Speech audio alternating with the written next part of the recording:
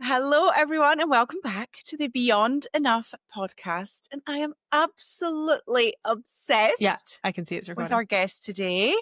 Pamela is here. She is going to be telling us all about herself, her story.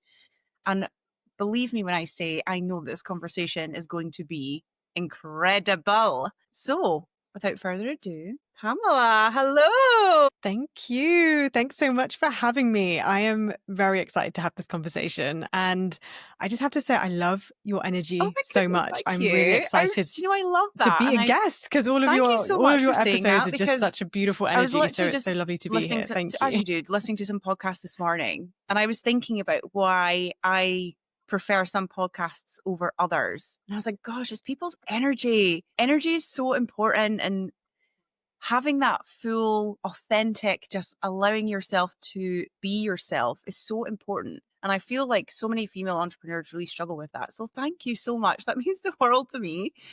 We love it. We love some good vibes, some good energy. And of course, that's how we've connected as well. So without further ado, please, Pamela, tell us a little bit about yourself, because what we want to do is deep dive into the stories behind how you got to where you are now. But first, we need to know where that is. Yes. Okay. So I'm Pamella Pritchard and I am a business coach and mentor to coaches who are going from corporate to coach.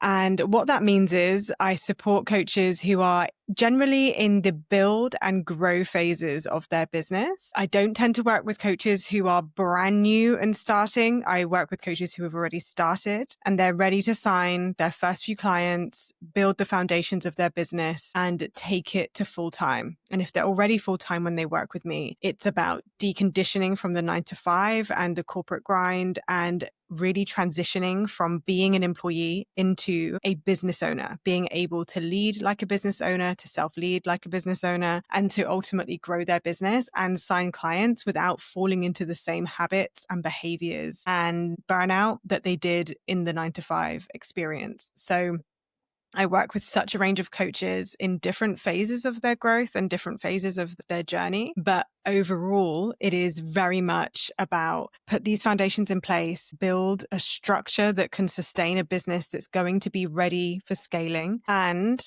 do it in a way that lights you up, that feels like something that you can sustain and enjoy and do for the rest of your days. Because we all know, or maybe not everyone, I shouldn't speak for everybody, but if you're anything like me, we wanted to start a business, not just because we love coaching, but because we wanted to work for ourselves, because we wanted the freedom and the choice and to be able just to be our own boss and make our own rules and do our own thing on our terms, not working for someone else. And it's quite common how we become our own worst boss. We set rules, we set structures that don't serve us, we burn ourselves out in our own business, we become disassociated, disconnected. We start to wonder if going back to the 9 to 5 would be easier. And I don't want that for you. I don't want that for any coach who has found such a soul calling in their work. And I believe if it's in you to dream it, it's in you to create it. But to do that, you're going to have to make some change. You're going to have to step into There's a so many version of things you I'm that like, you I want to haven't dive met into yet. all of it right now. And that is the work that we do. But one thing there that really is one of the biggest blocks that I see for female entrepreneurs, especially coaches, is that they subconsciously block their success because what they're doing feels like what they did before and they didn't want it. And so they're always on this like wheel of trying to make sales, trying to build their business, but on a subconscious level, blocking all of that good from coming because it feels like it felt before. And that's what they're trying to escape from. And that always blows my mind. I'm like, how crazy is it that we step out of this 9 to 5, this corporate or other career, and put ourselves back in the same behaviors and patterns that create the same feelings, emotions, exhaustion, burnout. And then we block any progress because it feels like it felt before. And that's not what we signed up for when we started our own business. That is such a powerful point. And I think the reason is because we can change our circumstances all day long. You can go from job to job to job. You can go from promotion to promotion to promotion.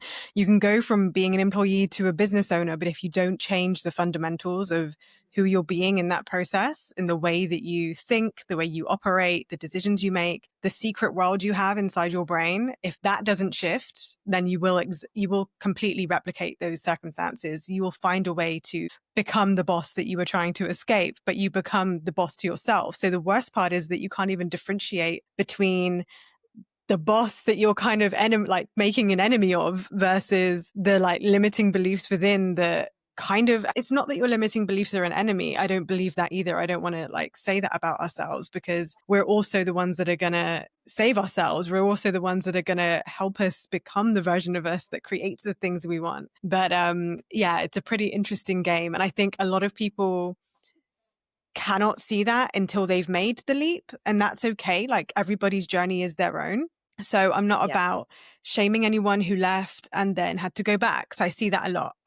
I've worked with so many coaches who made the leap and then they're like tail between their legs, going back to a 9 to 5 or going back to some kind of financial stability. And I get it. That's a lot to wrap your head around when you did the courageous thing. But that in and of itself doesn't build a business. It is your energetics, and it's also having a solid strategy in place, but it's also having internal security and safety. And that doesn't necessarily come in the early stages of building a business when you don't know how, and you haven't proven to yourself you know how to make consistent money. So of course, the fundamentals of like security, safety, stability, financial security, all of that gets tested. And coaches who come to me who have already made that leap and now they're like, shit, what do I do? The savings are going, the urgency's really picking up. My partner's starting to ask questions, starting to cast doubt, or I'm on my own and I can't do this. I can't keep going like this unless something changes. And that is a lot to wrap your head around. So a lot of the work I do is also the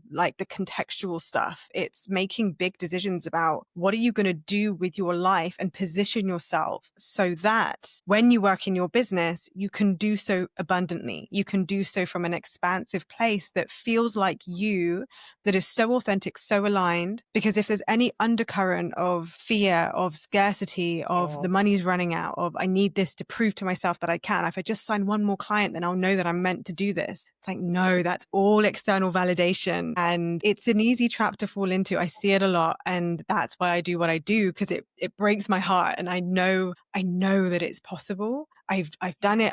I've seen too much evidence to know that you can achieve this. Women, especially but to get there, it's going to require sometimes in the coaching industry, it can feel like we're not. I literally wrote a note in my journal this morning, which was, I hate when women come into the coaching industry and they feel disempowered, because this whole industry is built supposedly on empowering women and men too, right? Like there's obviously men within the coaching industry. I work with female entrepreneurs predominantly, so my focus is usually on women. But it really annoys me that sometimes women come into this space and actually feel disempowered, because I'm like, the whole essence of what we do is supposed to be empowering, giving people their power back, helping them see their internal power because they have it. And so I love that you are championing that and saying you absolutely can achieve this. Sometimes but it is you that has to change. And again, not in that way that we are going to put shame or blame on anyone who is currently in that season. Yeah. No one can build your business.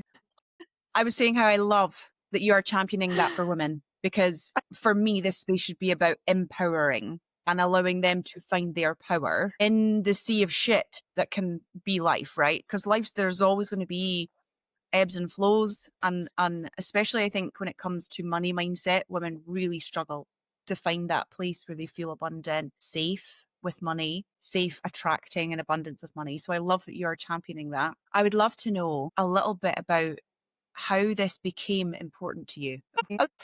Yes, I was saying how it really grinds me that women come into this and feel so disempowered, when for me, this is very much about empowering women and especially entrepreneurs, because I think being entrepreneurial has its own set of challenges, and by definition it is creating something new, right? It's creating something that hasn't been done before. And I think there's so much pressure to do it in a certain way rather than finding your own way, which is actually how we succeed at this game, right? Is finding your own way of being and doing. And that is how we rise in our own business, right? When we can be our own center of gravity and really anchor in who we are, is when we can cut out the rest of the noise and when we can truly say, yes, I feel good in what I'm doing. So give me your thoughts on that. And then I would love to know a little bit about how you got here. What was that moment in your life, or those pivotal moments in your story that led you here to being a coach who's standing up for other women? Thank you for that question. The journey has been interesting. So I didn't start as a business coach. And what you were saying earlier about being empowered as not just as a woman, but as a new entrepreneur in entrepreneurship, coming into the industry, some of the things that really intrigued me is the way that sales were back in 2020 when I joined the industry. I feel like there has been an evolution in marketing and selling. Buyers are more discerning. Coaches and entrepreneurs are more discerning, and we're in a era of information overload. Like especially with AI in the last 2-3 years, the access to information is surreal. So the shift has been, who is it that is an activator for you? Who is it that makes you lean in? Who is it that actually makes you believe in yourself, that you can take the steps under their guidance? And that was a very different kind of conversation when I joined the industry. And when I joined, I had this distinct feeling that everything felt like it was being gatekept. And I didn't really have a investor mindset. And that was a big transition for me when I started really understanding what it meant to be a powerful investor in my own business, realizing that I am the best asset that I can invest in. And given that we are a very low barrier to entry type of business compared to starting a restaurant or opening a shop or opening a spa, even doing retreats, there are levels of overheads that becoming a coach or any kind of service-based entrepreneur just doesn't have. We don't have a building to worry about. We don't have staff. We don't have to buy equipment in a kitchen. So anybody can become a coach and call themselves a coach because it's also an unregulated industry. And so coming in, it was like, oh my gosh, everybody's in here. And naturally, whenever you go into a place, like your phone's always listening to you. Next thing you know, all your adverts are like free courses and all the things. You get bombarded with it and you're like, holy shit. Like when I found coaching, I didn't know how I'd gone my whole life without it. Now I'm in coaching. It's everywhere. Am I the last one to get the memo? Like, what have I missed here? And then you're like, shit, I thought I was like revolutionizing my life becoming a coach. And actually now I feel behind the 8 ball on it because everyone else is already 10 steps ahead. And suddenly there's this raw kind of green, very innocent desire, ambition. And then you go into the industry and it's like, holy fuck, there's like 7-figure coaches, 8-figure coaches. There's containers that are like 1,000 people or freebies with like hundreds of people in. I remember joining my certification. At the time, there was about maybe just under 1,000 people in the Facebook group. When I did my first ever free workshop, and the first workshop I did with my coach certification easily had about 200 people in the coach certification. I wasn't warned that when you start, you're starting from zero. So I did my first ever workshop and I had 70 people join. And I thought, that was shit. Wow. Because I was comparing myself to the only like lived experience I'd had, which was my coach trainer. And 70, it's like brilliant for your first workshop. That not many people do that. And the truth is, I like coaxed all of my friends. I had family in there. I literally told fucking everybody. I was just like hands on, just come join. And at the time I was a life coach. I was doing career coaching, purpose coaching, life coaching. And it was a relevant topic to everyone I knew. Yeah. So I went in like bright-eyed, bushy-tailed, just freaking ready for it. And I got 70 people and I look at that and it just proves how it doesn't matter how successful you are. If you don't perceive your own success, you will sabotage it. And that's exactly what I did. I didn't run another workshop for about 6 months. It took me that long to like get over the failure of the workshop because I didn't sign a client immediately from it. I signed a client about a month later because somebody from the workshop had told them about me. So there was ROI on that workshop, but I didn't know the language for that. I didn't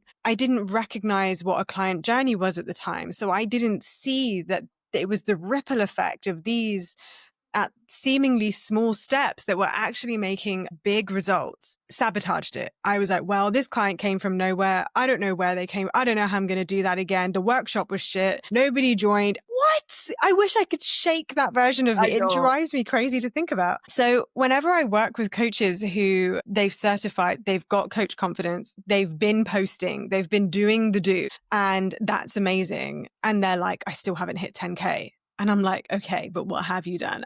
There's probably some structural things in place that we need to look at, but also, what is your perception of what you have achieved? What is your experience of your journey? And it's so amazing how we can take, and this is what I used to do. I would take what should be empowering examples of other women's success, and instead of saying, oh, wow, that's available to me, if that's where they are. And let's just take a second to consider that they've been doing this for 10 years. They have a very established framework. They've gone through their journey of trial and error. And I've been in it for less than 6 months. I can give myself a little bit of grace, but let's look at what I have achieved. That is a very different level of conversation. And yeah, so that for me is the empowerment piece. I think there is something to be said for the way that marketing and sales has evolved over time. It is shifting. People are more discerning. It is about really connecting to your intuition, but also doing your due diligence. I'm a huge fan of that. But also recognizing that empowerment really does come from within, that the minute we give the power to other people, the minute that we say, oh, well, that coach didn't work for me, or I spent X amount and I didn't get results. It's like, yeah, but did you show up? Yeah. Did you implement what they advised you to do? Do you know how to evaluate? Is that even something? Like every single coach that I've ever worked with has literally never done an evaluation on not only what they've done in their own business, but even their own investments. And anytime a coach says to me, and I get this a lot as well, they'll say to me, oh, I joined one of the big business programs with thousands of people in, and there's part of the scale of the program that they're buying into that gives them the comfort that it's a good investment to make. And I say, look, I'm happy you're in this program, but the first thing we need to do is clean up this energy about how you're feeling about these past investments, because what's to stop you from doing that to me? Yes. And what's to stop you from going through a tough moment in your business, in your life, and then deciding that, oh, well, the investment isn't working? That is an investor mindset that needs to be developed. And the truth is, I didn't have that coming in. I had to learn that. And now I teach that to my clients too, because it's an important part of knowing how to get your money's worth and actually get a return on your own investments when you're investing your money on your own business and your own brain and your own goals. It's just so integrated. And I love it, but I also get why it's so challenging for people as well. Again, though, to your point, it is about looking inward. It's about actually knowing yourself enough to trust yourself to make the right decisions. And self-trust, I think, is something that, so I came up through life coaching. I coached confidence for men and women. And a huge thing is self-trust. And if you do not have the ability to trust yourself in your own decisions, entrepreneurship's really hard, because you are making decisions every single day, every minute of every single day. Where to spend your time, where to spend your money, what's the priority, right? Like you're constantly, I mean, you can tell me if this is true for you, but my priorities shift on a daily basis sometimes, right? And I've got kids as well. It's wild out here. I'm making micro decisions every minute of every day. And I think you're right. You have to develop the investor mindset and the self-trust to know that and it's a practice, I think. You have to practice at making micro decisions that fit with your bigger goal. And once you can do that, I think everything becomes so much easier. It is. And with every decision is then the follow through. Yes. And I think that's where people fall into these patterns of learned helplessness, because it's very easy to trust yourself, have a moment of inspiration, have a moment of determination, but that's very fleeting. Once the payment's been made, once you're in the program, especially for my programs are 6 months, you're going to go through life. Life is going to life at you in that time. You're going to go through illness. Work's going to get busy if you have a job. The kids are going to get sick. There's going to be demands of you that you have to attend to. Where is your self-trust and your commitment then? And that's when it matters most. And that's where I see a lot of people struggle, not so much struggle, but they lose the connection to those intentions that they made. And then they doubt their past self for the brilliant decisions that they've made. And then they second guess. And then that slows down the process, which slows down the action taking, which slows down the possibility of getting any results, which, especially if they're still attached to external validation, they're not going to get the external validation. And then it shatters the foundations. So you're always trying to make a new decision, but when you're not changing the approach to, yes, self-trust to make decisions, but then the follow through, doing what you say you will, staying true to your word. If you're going to do something for 30 days, do it for 30 days, come hell or high water. And it's not about doing it for 30 days. It's about the capacity you build. It's about the self-trust you build through the action taking. And that's where I see people struggle. They go from the intention of it to the actual execution of it. And that's the micro shift. 100%. Love, this is why the coaching industry has taken off. Because this is the piece that I think people forget that coaching helps you with. It is someone else helping you integrate and implement the thing that you said you were going to do. Because do you know, we're all human. We are all human, and it's okay to struggle with these things. But you will never break out of this current season, or however you want to describe it. You will not shift your timeline. You will not start to see the results that you are manifesting until you start to implement. And it's integrity. This is a word that I love a lot, but it's integrity. It's learning how to have integrity over your word with yourself. And that means, like you say, learning how to show the fuck up a month on, 2 months on, 3 months on, detaching from the result and taking the bloody action consistently. And that is what a coach is for. Yes, they've walked the path. Yes, they can teach you the strategy. Yes, they can do lots of other phenomenal things. There are some seriously incredible coaches out there. But what they do is it's that accountability. It's helping you. It's literally like picking you up when you've had that moment of like, I'm going to burn it. I'm going to burn it all to the ground. I'm going to pretend it never happened. That there's someone there who cares about you, right? Who's going to help you pick you back up and go, no, it's okay. It's just your period's due. It's fine. Like, you're going to be fine. We don't need to burn it all. Like, we'll tweak a few things, you know? And that's a real thing. Literally, I did a podcast episode on it about how I've shifted not completely shifted my business to match my cycle, but where I show myself more grace to match my cycle. But there are the like empowering aspects of it. And then I also think there is something to be said for the deeper work. And it's why my offerings evolved from just one-to-one into group, because there is a time and a place to be in that space of empowerment, of like, oh, I just forgot for a second. I have to just reconnect to my mission and vision. And I'm such a huge advocate for having a mission and vision and being very connected to what that is, because that is what's going to help you stay consistent even when you don't want to be. But sometimes the consistency and the struggle with that does come from doing the deeper work. And I know in my own journey, it's I've been in business now for 5 years, that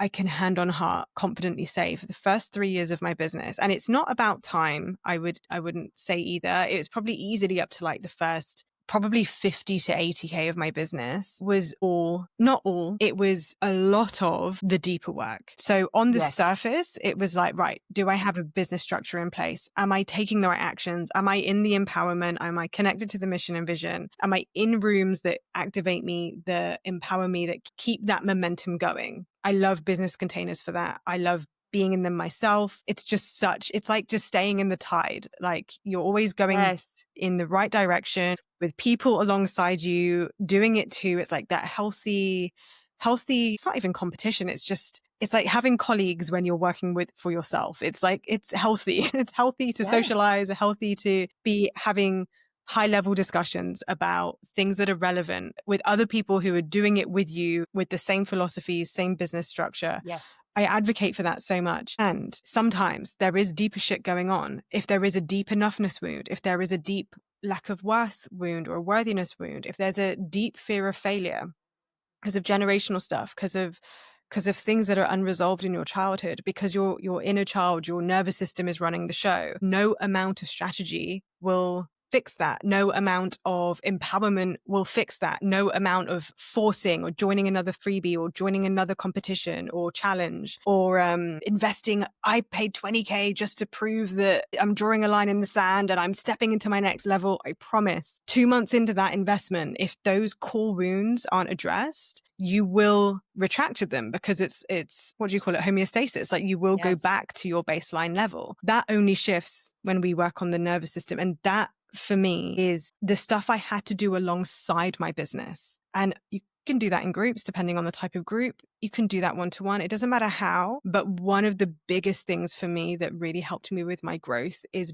being very honest, very gentle, but very, very onto myself. If I was having persistent thoughts on, God, it's my confidence. I had this last year, like at the beginning of last year, I was convinced it was my confidence. I'd done the enoughness wound. I dealt with the abandonment wound. I've dealt with the mother wound, the father wound. Like I've done so much inner healing. And it's not that there is an amount of inner healing that you can ever do where you suddenly go, I'm finally done. I never have to do it again. Because with every new challenge, 100%. There's going to be a deepening of that healing. But it looks a little bit different. At the beginning, it's just like, holy fuck, I didn't even know this was holding me back. Then it's holding me back and it keeps holding me back and I'm ready to fucking change something. And then it's, oh, that came up again. That silly old thing. And you're just like, right, let's fucking go.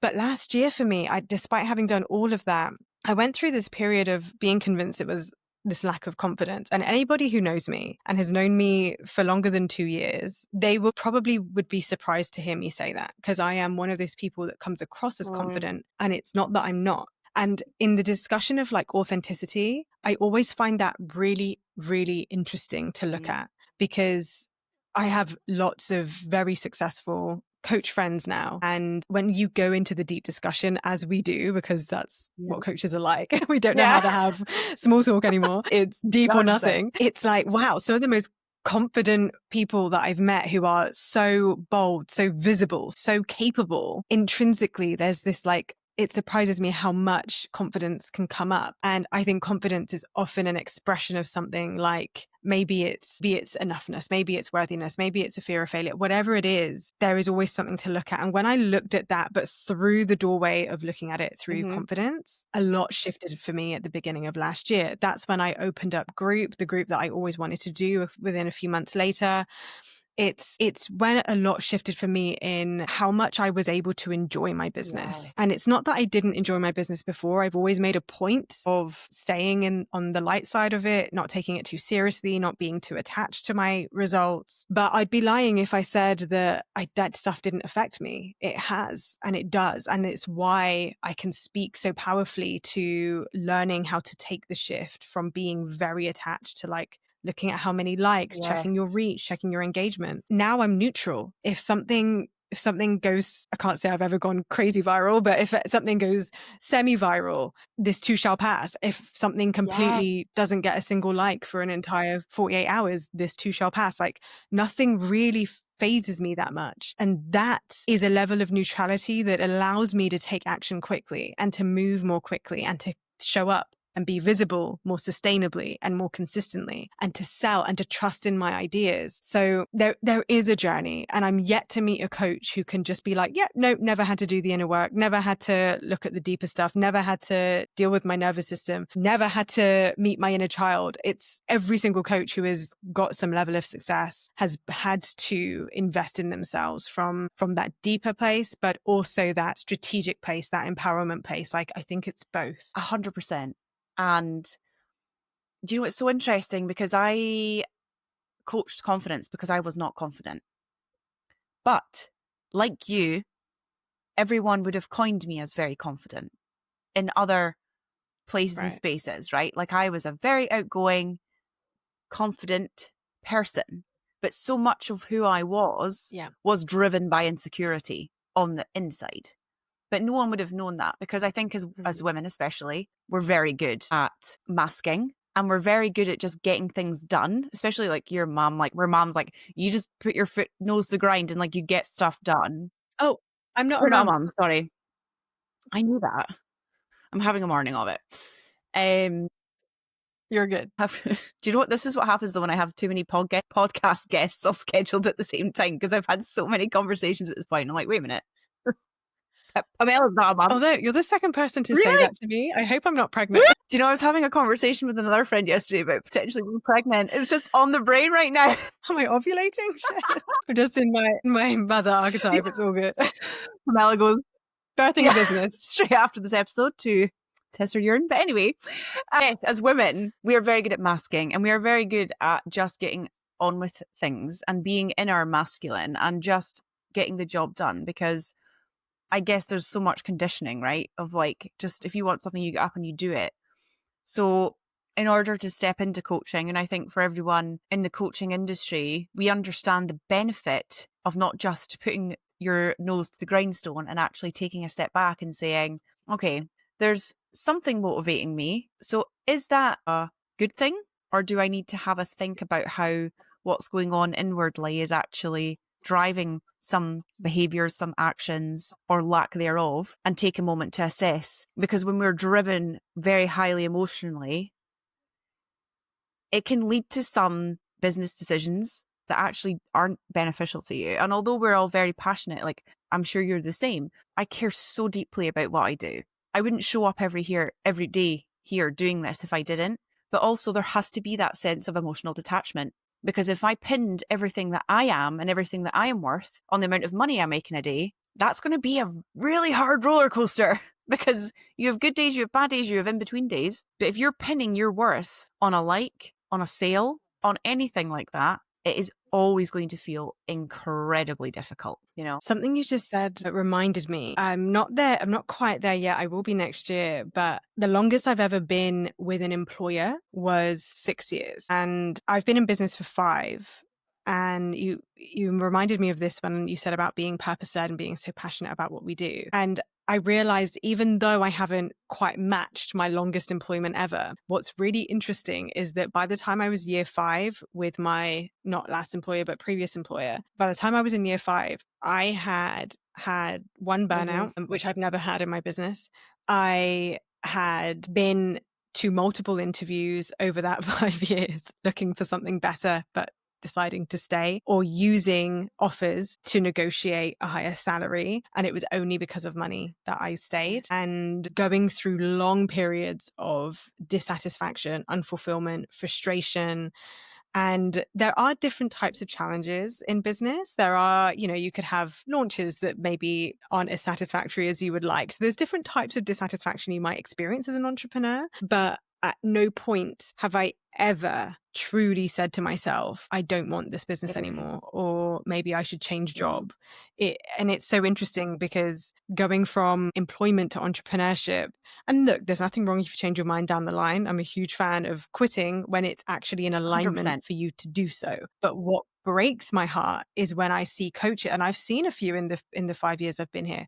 I've seen coaches come and go. I've seen coaches come and then not truly have a change of heart about entrepreneurship, but because they couldn't succeed as fast as they wanted to, shifted the trajectory and settled with a 9 to 5. And I just find that very interesting to notice, and staying connected to that passion piece. I know I mentioned it earlier as well, but you saying that, I just thought, oh my gosh, when I realized the other day that I don't think I haven't gone even 18 months in employment without already being like, right, what's the next thing? Where's the next opportunity? Where's the next promotion? Can I get more money out of this? Can I reduce my hours and keep the same money? Like, there was always some kind of negotiation. Whereas in business, it's like, it's a co-creation. Yes. It's creating something that's generative, sustainable, long-term. That wasn't the way that I viewed employment. And it's a very different level of discussion. I'm not saying it's better. And I have to admit, in the early days of being a business coach, for coaches who are building their business around the 9 to 5, I did have a little bit of a superiority complex, and I have humbled myself over that. That is definitely something I've seen in my maturity over the years. I definitely had a little bit of like, leave the 9 to 5, it's shit. Who wants to work for someone else? You don't want to work for someone else. And like really like twisting the dagger into that. I have now learned through many reasons, like if it's an aligned thing, being a business owner isn't for fucking everybody. And also not everyone can be a business owner. We need our doctors, we need our nurses, we need lawyers, we need accountants. I mean, many lawyers and accountants are kind of self-employed, but we need tradies, we need industry, we need electricians, we need infrastructure, unfortunately, we need politicians. Do we though? It's like the economy doesn't survive without the 9 to 5, because that's what evolution we're in this period of society and the like larger scale of human evolution. And an appreciation for that is really, really powerful, because again, it's an interesting mindset thing. Whenever I see coaches come and start working with me and they're like, yeah, fucking hate the 9 to 5, get me out of here, I can't stand it, especially if they're still in the 9 to 5 and it's like, I want to escape, I want to get out. I'm like, right, that is the problematic mindset. It's actually that is going to sabotage your success, because the more you make the 9 to 5 the enemy, the more you have something to fight. And being in a fight mode isn't being in expansion mode. And if you do go full time into business and you make an enemy of the 9 to 5 with the idea of going back, then you're always going to be cutting off alternate means of revenue. You can work and not necessarily be stuck in a 9 to 5. You might contract, you might do part-time, you might become a coach for somebody else's business. I've got a number of coach friends that do that, and they're like the lead coach or the supporting coach to the main coach. Fucking amazing. And if they shut themselves off to that idea of working for someone else ever again, you're actually shutting off so many possibilities, so much potential security financially while you're building your business and creating consistency there. So that was a bit of a like, I had to have some humble pie, had to really check where I was coming at, because it's a responsibility to advocate for people starting a business without making an enemy of the 9 to 5. And that's definitely something that I've shifted and matured into over the years as well. I love that so much. Thank you so much for sharing that so openly and honestly, because do you know what? We all have shit that we need to call ourselves out on, right? And I've had loads over my own entrepreneurial journey, and that's okay, right? Like, it's like, I think, again, coming back to what we were speaking about earlier about wounds and fears, and there's a lot, especially in entrepreneurship, around, well, for me, I work so much with women on visibility wounds, which have an undercurrent of so many other themes, but a lot of it is to do with our core human needs of tribe, community, acceptance, love, right? Like, we feel like we are going to be judged, we are going to be outcast, we are going to not be allowed into the tribe, or that, you know, there's so many things that we could explore in there in that sense. But when we come into entrepreneurship and start to be more visible and start to say, it becomes a journey in which you cannot be afraid of making a mistake and saying something, as long as it's with the caveat of make sure that it is authentic and that you have integrity over yourself whatever you're saying or whatever you're doing. But it's okay to grow out of that. Like, it's okay to have, you know, that hindsight and be like, you know, I need to call myself out on a bit of bullshit there. But we don't need to stop taking action for that fear. Like, you need to get to a place where you understand that you're going to grow. And as long as you have that kind of integrity over what you believe to be true for you now, it's okay to look back and think, maybe that wasn't the best. Maybe I learned to do that. You know? Yeah, definitely. And I love the topic of visibility, because that is a big, very practical step that we all need to be taking in our business. We have to be visible. And it is such a gateway of helping you figure out what is really going on underneath. I think the biggest way to figure out what your limiting beliefs are, or where you're self-sabotaging, or where your next level of growth is to challenge yourself to your next level of visibility. Because even at my level, you know, it's not like, I remember back in the day doing my first IG live took me 2 weeks to prepare. On the day of, it took me like 4 hours to execute, and then I needed to lie down for like 5 hours afterwards. It was a stressful ordeal. I was sweating buckets. I was freaking out. I retook it like 20 times. I'm not even exaggerating. Like, it was an intense now I'm like, you know, whip the phone out on the street. It's a different situation. But maybe for you, like, not you, but the people listening, it's doing it consistently, or selling powerfully, or like raising your prices and communicating that. Or maybe you've coached a few people and you're noticing that you're not enjoying coaching a certain type of challenge or a certain type of mindset as much anymore. And so now you're like, right, you're going to actually call that out, and you're worried about excluding people and really stepping into a new level of personal power of knowing that your family might see this, or your partner, or your Yes. friends. And so whatever your next level of visibility is, whatever that thing is, and however you feel about that thing is the indicator of what's actually going on inside. And I love the topic of visibility because it is just such a juicy topic. I mean, You could get me started on something. you know that this is my jam. I actually, do you know what's really funny? When most women that I coach anyway, right, I obviously have a subjective view because I work with women, probably of a particular kind, who are really excited to take their visibility up a notch. Right? Honestly, they are, generally speaking, more afraid of what their friends and family will think than they are of blasting themselves to the internet. It is connection, the immediate connection, the fear of being alone. And I actually spoke on an Instagram Live about this the other day. Going through this journey, and you touched on a really important part earlier about community, right? Like when you start this journey, it can be incredibly lonely because you are setting yourself apart, right? First and foremost, you are setting yourself apart. There's no way around that.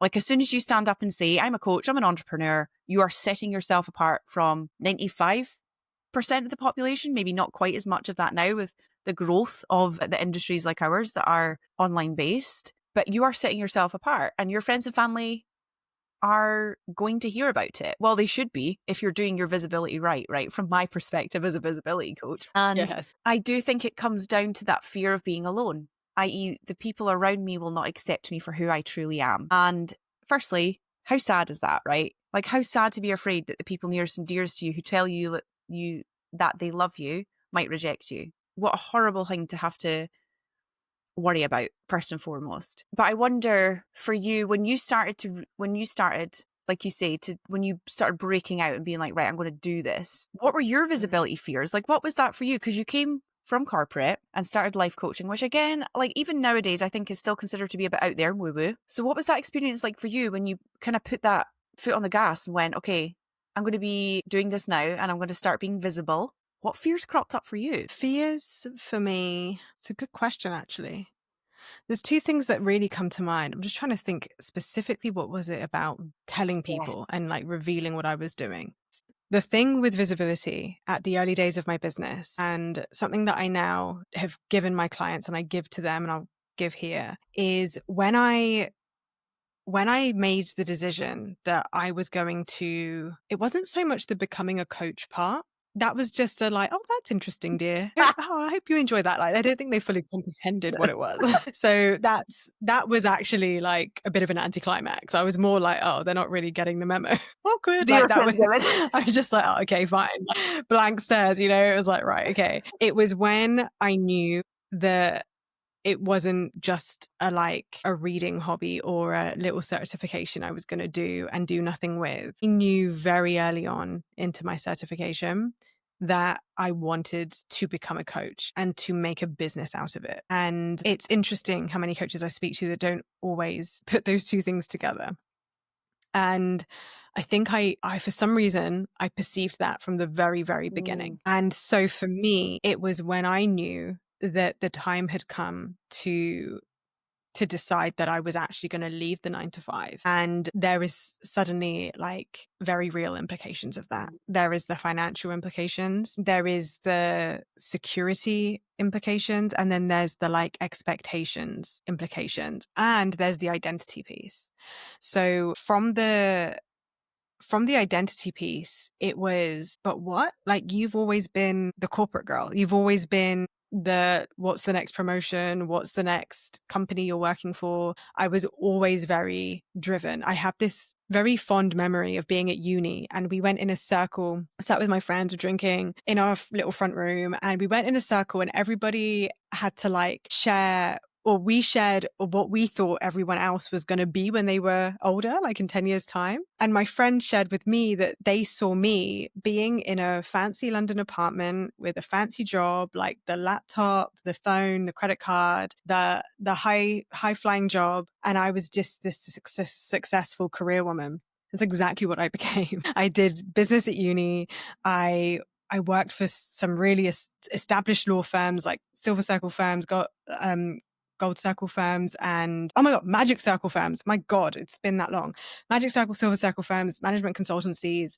I literally lived in a really fancy apartment in London. I had a thing for like living in particularly nice places in like zone 1 and 2. Anything beyond that was like a no-go for me in London. I was an absolute cliche to my own expectations. I fulfilled every single one of them. And so whenever I would be asked by my parents, like, how's that coaching thing going? I'd be like, oh no, it's okay. And I'd downplay it. Yes. And the closer I got to being ready to like, okay, I'm going to leave, I was really scared and I didn't know if it was the right decision. And I felt very lonely in that decision because at the time people weren't really speaking about it. I had never seen somebody do the niche that I do, which is helping coaches build their business around the 9 to 5. Like nobody had really spoke about the circumstances of that. Business coaches I would often see would speak about reaching 6 figures or become get to your next 10K or 100K. And whenever coaches would be like, oh, but my job, they wouldn't really know how to coach them on it. They didn't have the answers. And I remember, and this is one of the most distinct memories I have that I think about when I create anything I create, specifically thinking about coaches who are still in a 9 to 5. I think about this particular memory where I'm sat on my dining room table in this said fancy London apartment that literally overlooks the Thames. And my partner was watching something on Netflix, working at my laptop because I worked from home, so it was the pandemic at the time, but I would work all day on my laptop for my 9 to 5. And then the evenings I would work and create content and build my business. And I remember messaging my coach besties in the WhatsApp group. And I had this like overriding feeling of frustration, aloneness, desperation. I was like, what is it going to take? What do I do? Do I leave? Do I stay? Why can't I have both? I want to just be full time in my business, but financially, like, what the fuck am I thinking? It was like all consuming. And I remember messaging my coach besties in this WhatsApp group. I remember like being capital letters, like, what the fuck? Like, surely somebody is fucking talking about this and thinking about this and like can give me some fucking answers. I was desperate for guidance. If there was a mentor that could be like, this is how to think about the decision. This is what to consider beyond having a bit of a like emergency fund. You can go ahead and like follow this process. Nobody had an answer for me. And the worst thing is that I couldn't speak to anybody about it either in my life. My partner didn't get it because he at the time didn't run a business. My parents are like, as long as you're safe, as long as you've got money coming in, as long as you've got a roof over your head. And I'm very blessed to have really great parents, but they are not entrepreneurs. Yes. So they didn't really know how to support me either. And so when it came to the decision, I didn't seek counsel or reassurance from anyone else. It was a decision I made alone, for me, with me, by me. And then when it came to telling people and actually visibly saying to them, right, I need you to know I've made some decisions. I'm going to go full time. I'm going to hand in my notice. I'm going to make these changes in my life that are significant, that it could fail and it could go wrong or it could succeed. And I create a life I never knew I'd have and everything I'd ever dreamed of. I realized in the discussion as I was telling them that it wasn't me asking for permission. I was giving them an update. Yes. And I don't think I fully knew that until I was in the discussion, but maybe it's my human design. I'm a self-projected projector. My truth is when I speak. I don't often rehearse. I have a podcast and I rarely write even notes for it. It just is. It's just truth that comes through. And that was a moment of experiencing my truth for the first time. I don't know what I thought I was going to do in that conversation. I just knew it was time to tell them, but I surprised myself when I was that certain that this is who I am and these are the decisions I need to make. And that was a significant shift. It felt incredibly vulnerable, but also if I didn't, I would have been betraying my truth. And there is something in that when you can do that, whether it's in telling the people you love that this is a dream of yours that you are seriously going to pursue, whether it's sharing an offer, whether it's selling, whether it's just sharing a truth or a story. For me, speaking from truth is the greatest act of self-trust, self-love, and personal power that you can take. And when you build your business on that level of frequency of communication, it can only go in one direction. I said in I did a visibility challenge recently. It was a 30-day challenge. It was so much fun. People can join anytime. And one of the things I said in that group was, I don't know the answer to get to 1 million. I'm on that journey. It's not that it's like a hell-bent, like I have to reach 1 million in revenue goal of mine, but it is a loose goal of mine. It is there. It's just not like the pin drop right now. It's just in that general direction that I'm moving. And I said, I don't know what it is that's going to get me there, but I didn't know what it was going to take to get me here. But what I do know is that being in your personal power, speaking your truth, and recognizing that there is a point where the like seesaw shifts, where not doing what you know you need to do becomes a bigger act of betrayal than the fear of just putting yourself out there, getting visible and doing the thing. Like that becomes the greater risk. Like, it's okay to play small. We're going to do that. We're human. We're learning how to grow. We're learning how to be the version of us that fucking does the thing. But I know for a fact in the especially first 3-4 years of my business, even, it was often that tipping point where me not doing it was the bigger risk. And that was what propelled me to do it. Now I don't need to rely on that extremity anymore. Now I have such a foundation of self-love and self-trust that for me to move, it's more natural. But it wasn't natural before. It didn't feel safe to be visible. But what felt less safe was betraying myself. And that's why I've been able to do what I've done. Pamela, that just gave me chills. Thank you so much for sharing that. Genuinely. Oh my goodness. I often say, I bang the drum of being visible in your authentic truth, but there is some magic that happens when you not even when you let words come out your mouth, when you let what's in your heart and soul be heard, as in it leaves your head and goes into a caption, out of your mouth in an Instagram live, or telling your partner that he's a piece of shit and he annoyed you, right? There's something so fucking activating about speaking your truth. And yet it is one of the hardest things. Like you say, there has to be, we move in the early stages of personal development, right? Whether you're an entrepreneur or not, the only reason that people, generally speaking, will take action towards something like coaching or some sort of personal development is because their current circumstances have become so uncomfortable that they have to take action. Because whilst we are comfortable, even if it is not serving us, even if it's not taking us on the trajectory we want, we will not move, generally speaking, until we are made so uncomfortable that the opposite becomes the obvious choice. And it's the same with visibility. You will reach a point where you're like, I know that this is the thing I have to do. And if I don't do it, I'm now giving up my dreams. And at that moment, when you speak your truth and you start to see the benefit, because there are so many benefits, not just in terms of revenue, of speaking your truth and being visible, when you start to see the benefit, oh my gosh, it's so hard to go back. It's so hard to go back the way because the liberation that you feel on a nervous system level, being able to say how you truly feel. Yeah. My gosh, that is magical. Yes. Oh my goodness. Pamela, you are a superstar. Thank you. So are you. This has been beautiful. Honestly, what a conversation. I could speak to you all day, but I'm going to ask you one final question, if that's okay. Mm-hmm. For that woman who is listening to this conversation, who maybe has just come out of her 9-to-5, maybe she's still in her 9-to-5, what's the next step?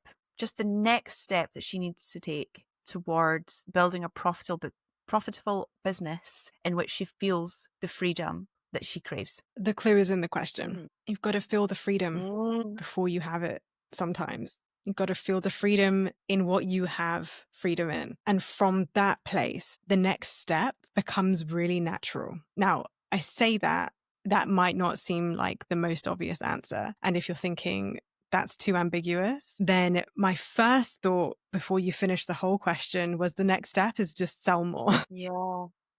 Whatever you think you are selling, or whatever amount you think you're selling right now, I can almost guarantee you've barely scratched the surface of how much you need to be selling. So my first answer is sell more, but my actual answer is if you want to feel freedom, even if you have a 9-to-5. Find where you have the freedom and then lean the fuck in. And that is hard when you have a 9-to-5. And sometimes that requires a little bit of digging. Times that requires looking at your boundaries, looking at the habits, the way that you're showing up in your 9 to 5, looking at the ways that you're not allowing yourself to have the freedom that you have access to, such as, are you even enjoying your weekends? Are you taking a day off ever in your 9 to 5 and business? One of the first things I tell all my clients to do, 90% of them need to have this advice when they come in, is you need to be taking a day off from everything. You need to have time to rest, recuperate, to re-energize, reconnect spiritually, emotionally, physically, socially with people outside of business and work. If you're already out of the 9 to 5, you have the freedom. I sometimes find the more time freedom we have, the more we take up all the time in the world to get the simplest thing done in our business, like sell, show up, whatever that looks like. If that looks like creating a carousel post, if we have all day, we tend to take all day. So it's not actually more time that we need. And we mistake time for freedom. Yes. But freedom is actually an emotion. Yes. It is a feeling. It is a feeling of presence. Often it's a feeling of being grounded and present in the moment. And when you can really do that, even if you have a 9 to 5, and especially if you've left already, when you ground into your freedom and your sense of freedom, and then you focus in on selling and the task that you need to do in your business, and you get it done from a powerful place of authenticity, of integrity, of self-trust, of self-love, everything we've spoke about today, and then you release it to the world, give yourself something to be proud of. You know that you've taken action in your business. You can enjoy the freedom you have, and then you get to come back tomorrow and build and build and build. And it is inevitable when that happens. That's exactly how I've built the business that I have. And I haven't done that perfectly every single day. That has been a learning process, and you won't get it right every time, but connect to the freedom you already have, amplify it, and then sell more. Sell. If you think you're selling, sell more powerfully. So just sell. That would be my answer. I fucking love that answer. That's brilliant. But it's like, I love how you spoke about freedom that way. And, again, just to do a full circle for this conversation, we spoke earlier about empowerment, right? Giving women their power. And I think we forget that we have way more autonomy and freedom than we actually think. Like, you could and all of us could technically go and rob a bank. We could leave our 9 to 5 with no stability on the other side, right? Like, we have autonomy, we have freedom of choice. I'm not saying you should do it, but we get caught up in the thing, Right. all these things that we have told ourselves are something that we cannot make a decision over. And actually, we do have so much more choice than I think we realized. And that's freedom, right? Freedom is choice. Yeah. And if you can hone in on that. Yes. Yes. What you said there as well, I just have to add, is so true. Like, the amount of people that make, oh my God, I handed in my notice. I'm like, yo, that's not hard. Like, it's an email to your boss saying, I hereby resign. I hereby. Yours sincerely. Like, that isn't the hard work. Getting visible is the hard Yes. work. You can do that without resigning. Exactly. Like, yeah, there's these choices that we're like putting the weight of the world on our shoulders. They're not hard. It is interesting what we make big and what actually we should be giving a bit more reverence to. But I won't go any further into that. We'll have to have you back to have another conversation, like, just about visibility. I feel like we've got so much here. I absolutely love that. Yes. Genuinely, thank you so much for coming here and sharing all of your knowledge. And I think so many of the women listening will be in the position where they are either have been in corporate or a 9 to 5, are still in that place, but they have this dream. They have this dream of freedom, of entrepreneurship. And so I'd love you to tell us quickly where people can come and find you. And I will, of course, link all of Pamella's details down below so that you can go and connect with her.